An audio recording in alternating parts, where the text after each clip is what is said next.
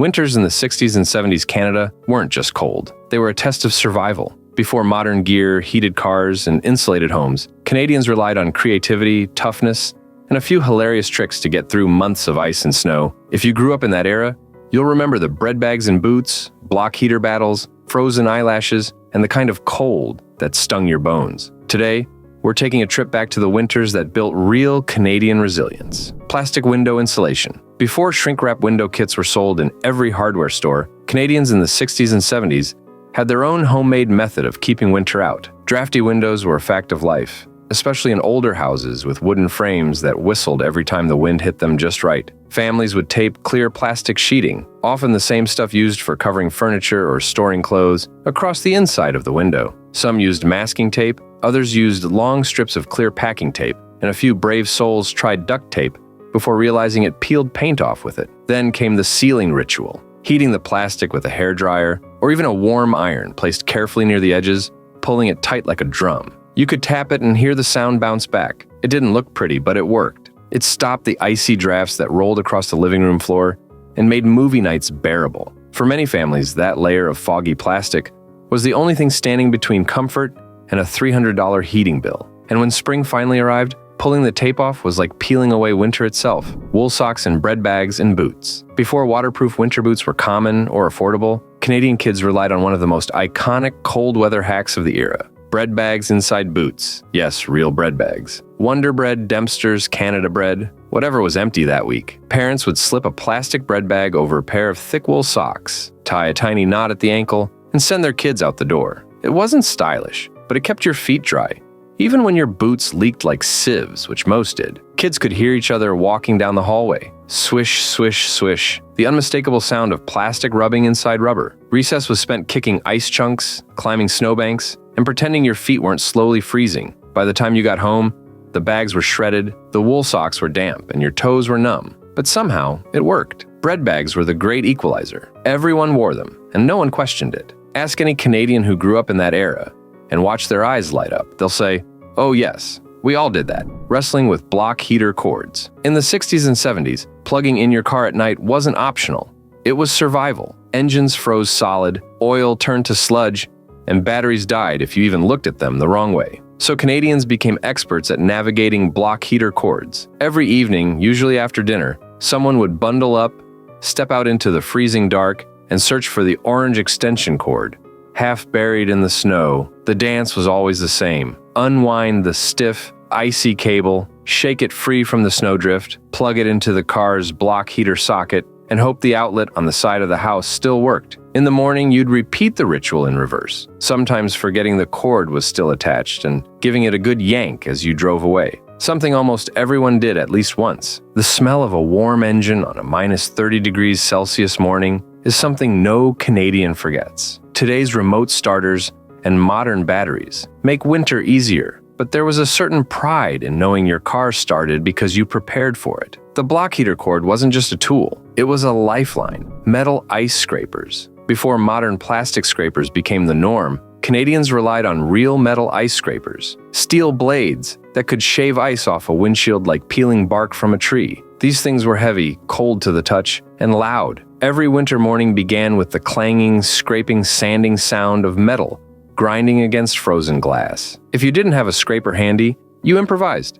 A kitchen spatula, a ruler, the edge of a toolbox lid, or the famous backup option, a credit card. No one cared if it bent. Getting to work was more important. Frost patterns inside the car were a whole other issue. Drivers would sit shivering, waiting for the heater to sputter warm air while wiping foggy windows with their sleeves. Some kept an old towel in the glove box for this exact purpose. Scraping ice wasn't just a task. It was a full-body workout at 7 a.m. on a minus 25 degrees Celsius morning. And when your breath hung in the air and your fingers stung from the cold, you knew one thing for sure. Winter wasn't messing around. Stuffing newspapers inside wet boots. Before dryers, boot heaters, or moisture-wicking materials, families used a simple but incredibly effective trick: stuffing crumpled newspapers inside wet boots. After a long day of slogging through slush, snowbanks, and icy sidewalks, kids would peel off soaked socks, kick off their freezing boots, and hand them to a parent who would reach for the day's newspaper.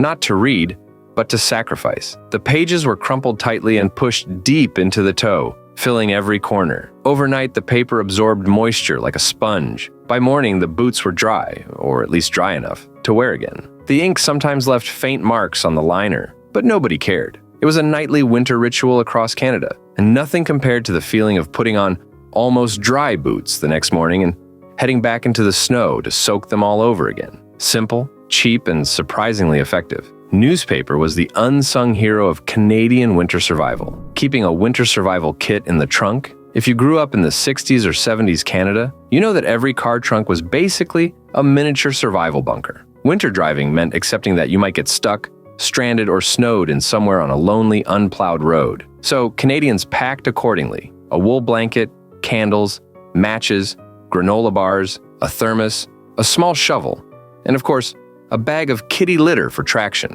Many families added booster cables, a tow rope, and an emergency flashlight that sometimes worked. Parents told their kids, if the car dies, light a candle, crack a window, and stay put. Everyone knew someone who had been stuck in a snowstorm for hours, so nobody questioned the ritual. Today's roadside assistance and modern heating systems make travel safer, but back then, winter driving felt like a roll of the dice. Those emergency kits saved more than a few Canadians when the temperature dropped below -30 degrees Celsius and the snow started falling sideways, layering like it was an Olympic sport. In the 60s and 70s Canada, winter clothing didn't mean fancy breathable fabrics or thermal insulation. It meant layers, and lots of them. Getting dressed to go outside was a full production, especially for kids. First came the undershirt, then the long-sleeve shirt, then the sweater, then a second sweater if it was really cold. Scarves were wrapped around the face like a mummy. Snow pants were basically padded armor that made you walk like a robot.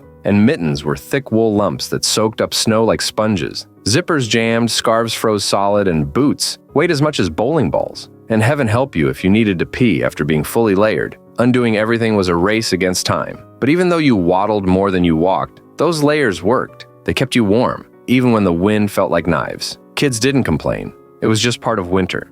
And parents had one rule: if you can still move your arms, you're not wearing enough. Recess in -20 degrees Celsius. Today, schools call indoor recess if the temperature even approaches dangerous levels. But in the 60s and 70s, outdoor recess happened, unless the cold could physically harm you. -20 degrees Celsius with wind, you stayed outside. -25 degrees Celsius, maybe they'd think about letting you stay in the hallway. Kids lined up with frozen eyelashes, rosy cheeks, and scarves stiff with frost. Breath hung in the air like smoke as groups played tag, slid on ice patches, or tunneled into snowbanks taller than they were. Teachers stood huddled together, stamping their feet to stay warm, watching kids who somehow seemed immune to the cold. When the bell rang, everyone ran inside, stripping off layers like shedding armor, steam practically rising off their bodies. And yet, ask anyone who lived it, they'll smile and say, "We didn't know any different. That's just how winter was." Walking to school through blizzards. In the 60s and 70s, walking to school wasn't just common, it was expected. The phrase school closure practically didn't exist outside of severe storms. Kids trudged through deep snow, dodging icy wind gusts that made your eyes water, stepping over snowbanks left by plows that seemed determined to bury the sidewalks instead of clear them. Some roads weren't plowed until midday, so you walked on packed-down tire tracks, hoping a car didn't come around the corner too fast. Hats got crusty with frost, mittens froze into stiff shapes, and backpacks absorbed snow like giant sponges. But when you finally arrived, half frozen, half proud, you felt like a winter warrior. Parents didn't give you a ride unless the world was ending. And even then, maybe. It was tough, but it built a kind of resilience today's kids can hardly imagine. And every Canadian who lived it has their own version of the morning I walked through a blizzard and still didn't miss class. Heating the house with wood stoves. Before modern furnaces were common in every home, many Canadian families relied on wood stoves to push back winter's grip. That meant someone, usually dad, sometimes the kids, had to haul in chopped logs, stack them neatly by the wall, and keep the fire burning throughout the day. The living room was always the warmest spot in the house. Everyone gathered there like moths around a flame, watching TV or playing board games while the rest of the house stayed fridge cold. Bedrooms were especially brutal. Kids slept under mountains of blankets, wool, quilted, knitted, sometimes with socks and sweaters on. In the mornings, you could see your breath in the air before the stove really got going again. But the wood stove had its charm. The crackling logs, the cozy glow, the smell of burning maple or birch. It wasn't convenient, and it wasn't easy, but it was the heartbeat of a Canadian winter. Driving on bald tires, before winter tires became the law in some provinces, or even a common idea, Canadians drove on whatever tires were already on the car. Many were practically bald by January. That meant slipping, sliding, fishtailing, and silently praying at every intersection. Drivers carried momentum up hills because stopping meant you were never getting up again. Parking lots became slow-motion demolition derbies. Tools like sandbags in the trunk and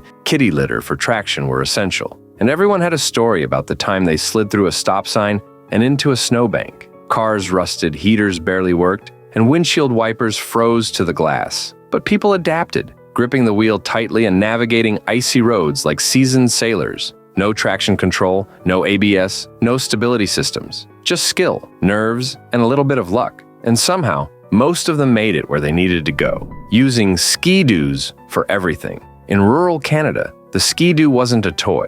It was transportation. In places where snow piled up taller than fence posts, roads were barely passable, but snowmobiles glided right over it. Kids rode them to school, adults rode them to work. Families visited neighbors across frozen fields. The sound of a two-stroke engine buzzing through the cold air was as familiar as birdsong in summer. People strapped groceries, mail, and sometimes even firewood to the back. Weekend outings weren't trips to the mall. They were long snowmobile rides across lakes and forest trails. Helmets were optional. Goggles fogged instantly, and the smell of gasoline mixed with cold air became a scent you never forget. In many areas, a ski-doo wasn't luxury. It was survival, and nothing captures the spirit of Canadian winter more than that yellow machine cutting through a white wilderness. Winters today might be easier, but nothing compares to the grit, humor, and ingenuity Canadians showed in the 60s and 70s. These weren't just survival tricks, they were part of growing up, part of family life, and part of what made Canada feel like home. Tell us in the comments which memory hit you the hardest, or what winter survival hack your family used. And if this journey warmed your heart even a little, don't forget to like and subscribe for more Canadian nostalgia.